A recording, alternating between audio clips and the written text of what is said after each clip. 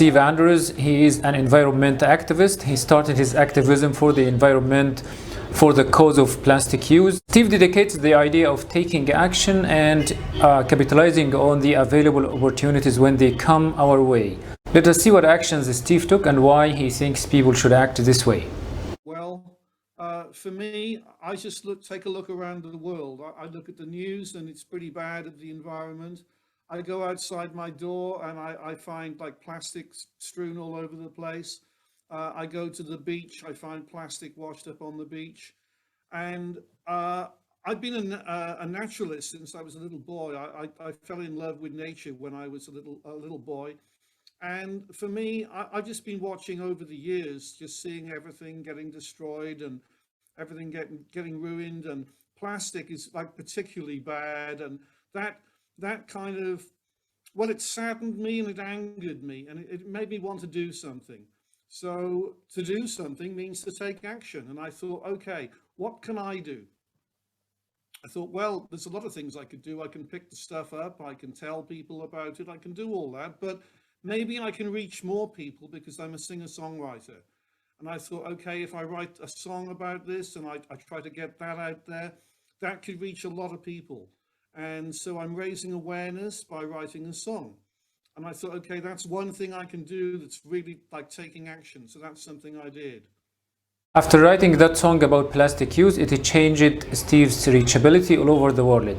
He had calls from every place around the globe, precisely from Australia, New York, England, Portugal, and all over the world. Let's see what happened with Steve after writing that song. Now I've got a song out about plastic pollution, and stemming from that, well, I'll just show you. First of all, it was recorded on this album, okay, the songs of the Now and Then. And because of that, somebody in Italy called Filippo Solibello, he heard about me and he got in touch with me like you have, but he contacted me on Skype and he did a little interview with me. And he said he was writing a book. He wanted to include me in the book. This is the book.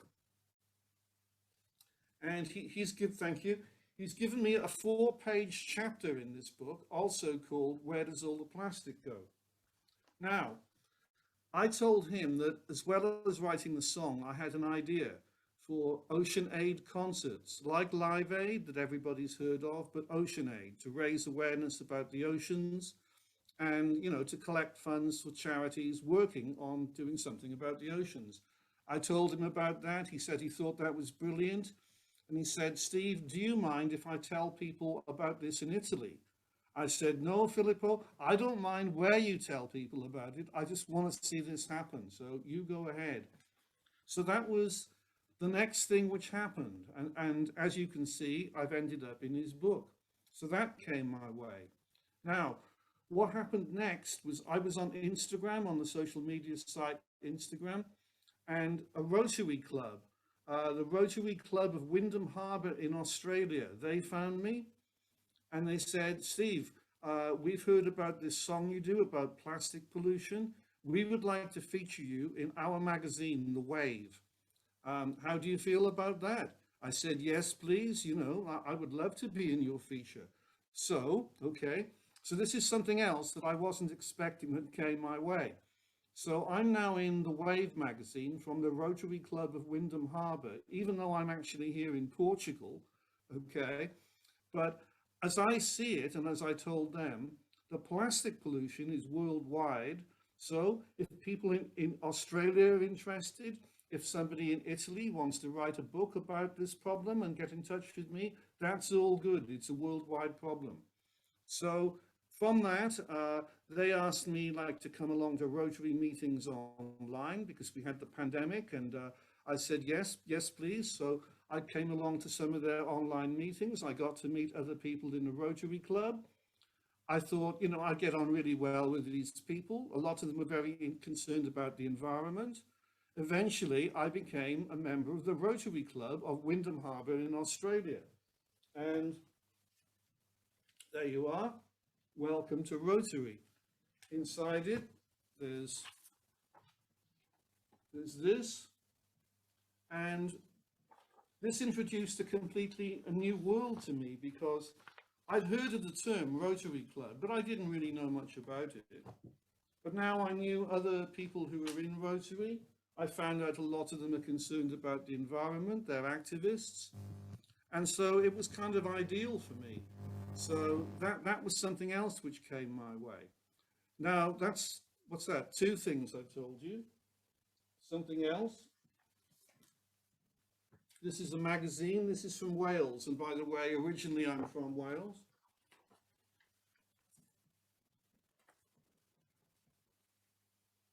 This is called Sund magazine, and it's also a record label, Sund Records. Well, as you can see here, Mike Kennedy, who's the editor, he said, "Steve, would you like to write a feature for our magazine?" I said, "Yes, please." So there's page 2 of it. So I got to write, you know, a 2-page magazine article here explaining about plastic pollution, about my idea for ocean aid concerts. So then that happened.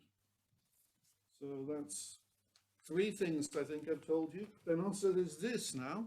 This is in Portugal, so this is really getting around the world.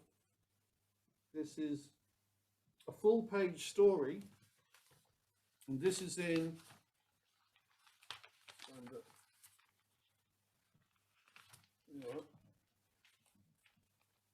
this is in the Portugal News.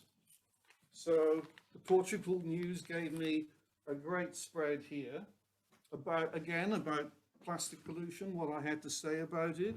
But not only that, also something else that happened in the meantime.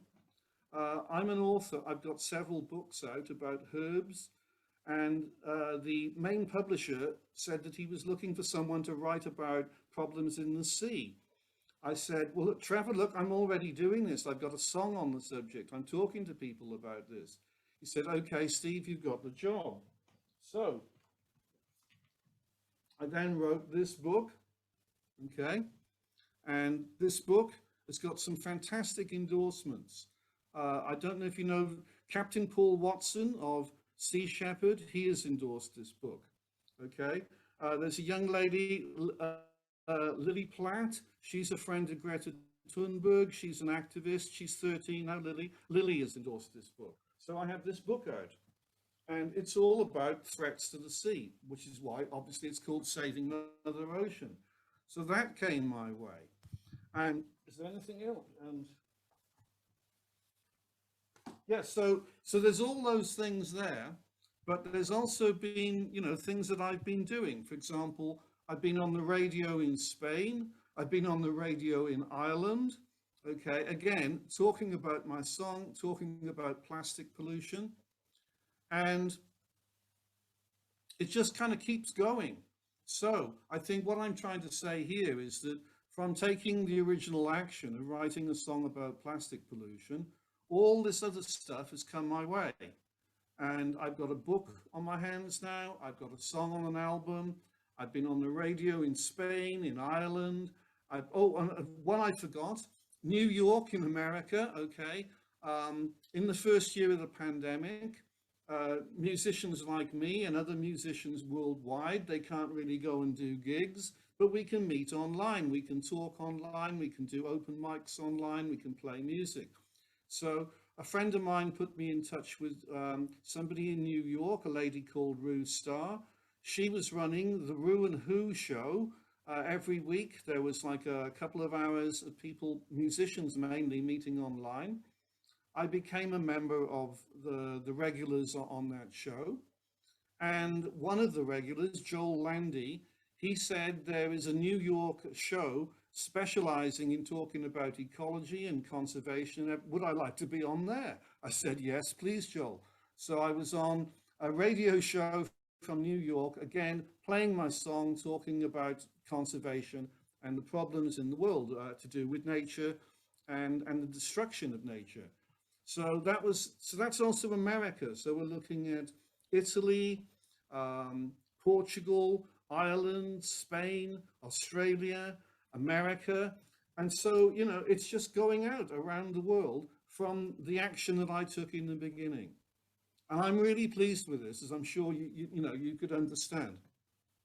And now let us listen to Steve play his own song about protecting the environment. The song is called Where Does All the Plastic Go?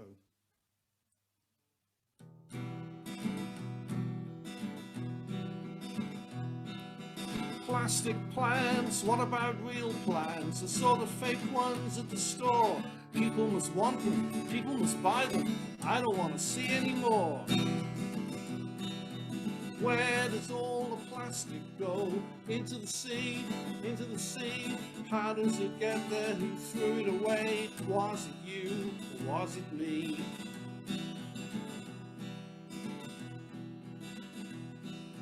It's not hunting that'll kill the last whale. Plastic will do it, it's a very sad tale. And all the albatrosses are dying out too. They keep on fishing in the oceans.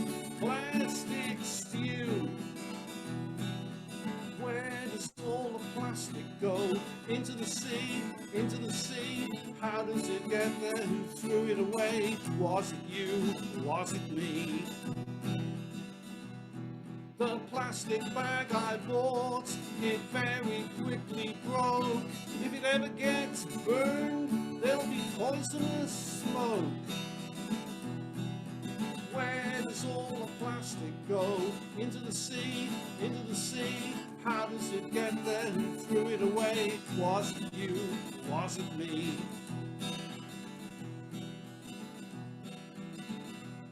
Now plastic kills the turtles and it's eaten by the fish. Plastic's in the food chain and the dinner on your dish. Where does all the plastic go? Into the sea, into the sea. How does it get there? Who threw it away? Was it you? Was it me?